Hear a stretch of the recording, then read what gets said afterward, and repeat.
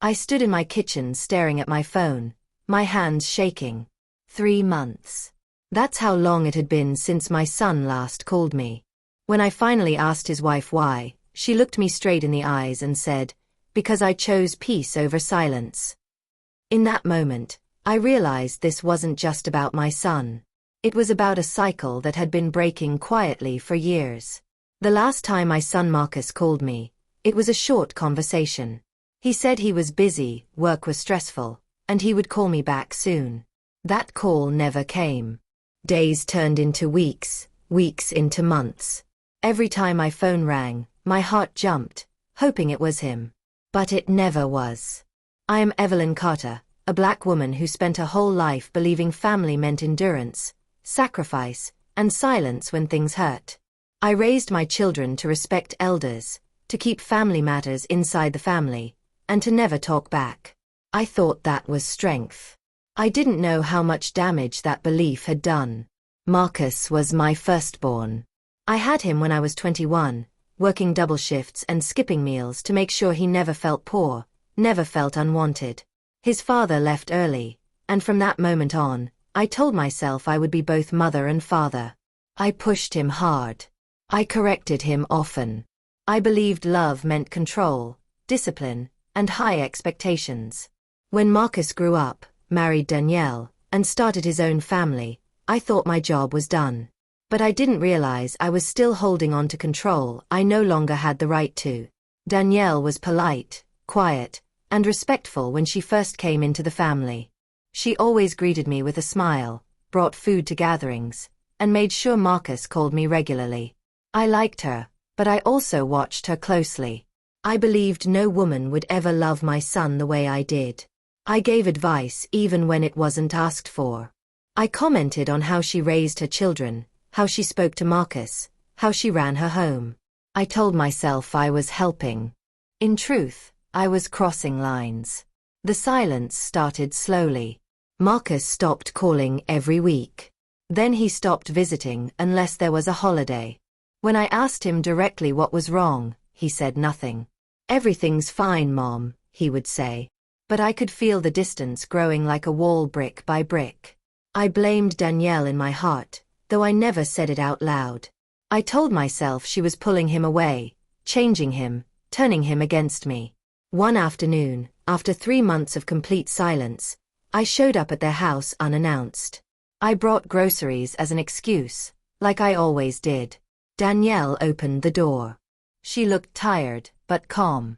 The house was quiet. No Marcus. No kids.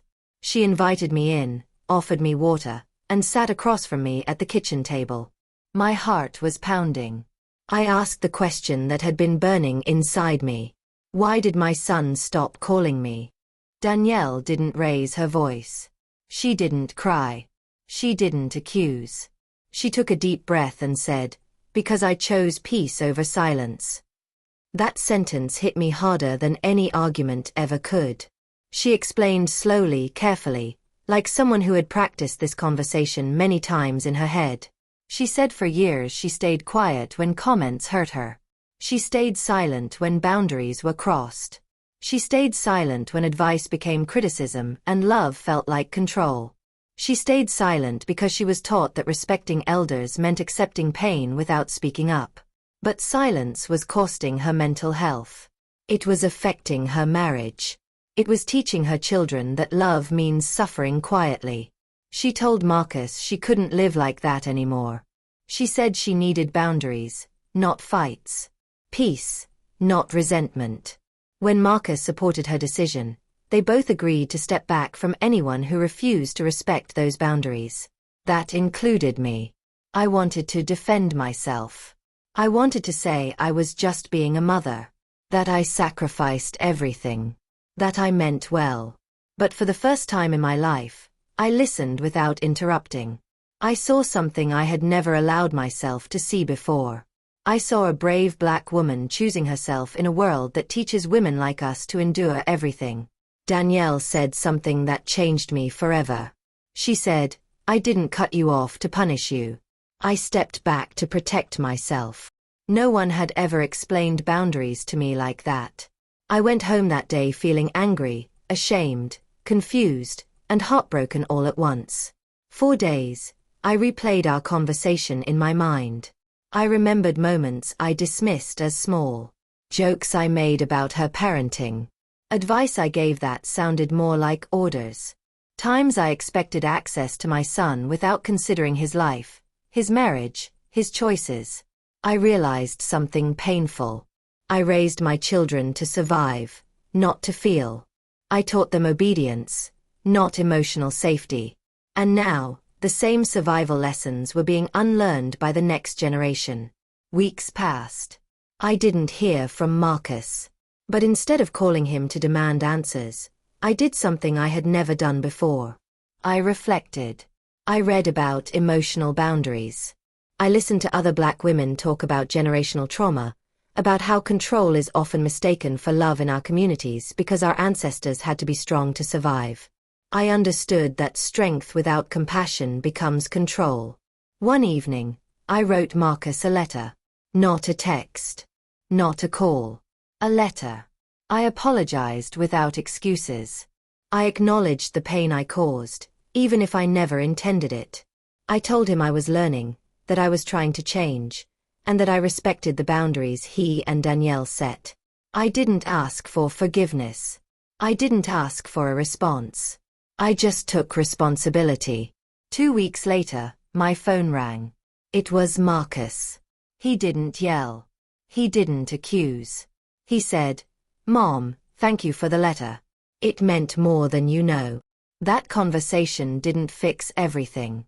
Healing doesn't work like that. But it opened a door that had been shut by silence and pride.